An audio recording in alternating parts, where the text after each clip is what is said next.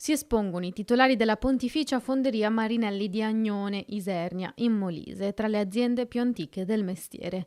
Era proprio della fonderia che l'alunno non ancora undicenne della provincia di Treviso, che frequentava la quinta elementare in una scuola paritaria, scriveva nel compito nel quale ha ricevuto un giudizio severo e, come in tanti sostengono, fuori luogo dalla maestra. Vessazioni che non erano isolate ma perpetrate nel tempo e che hanno provocato nel ragazzino un evidente disagio psicofisico esploso il 12 maggio scorso.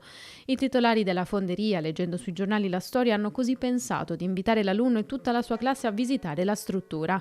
Sono in molti a sostenere, affermano i titolari, che si sia trattato di un vero e proprio atto di bullismo da parte dell'insegnante ed è un fatto che ci ha visti indirettamente coinvolti perché la nostra azienda è stata citata dal bambino.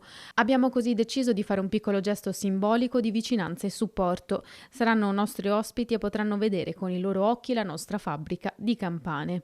Un invito che ha l'aria di essere una presa netta di posizione rispetto alle parole usate dalla docente, che nel compito del ragazzino diceva di essere stufa di correggere verifiche scritte con i piedi, piene zeppe di errori ortografici gravi.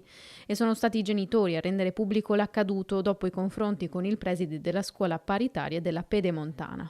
Dopo aver coinvolto i livelli superiori dell'amministrazione scolastica, scrivono infatti i genitori, abbiamo riscontrato un improvviso cambio di atteggiamento da parte della maestra. Nostro figlio è stato reintegrato nella classe, dove fino a quel momento veniva escluso durante le ore dalla docente. È stato rimosso il provvedimento punitivo che lo obbligava a restare seduto durante la ricreazione senza poter socializzare né interagire con i compagni ed è stato riammesso la partecipazione alla recita di fine anno della classe quinta.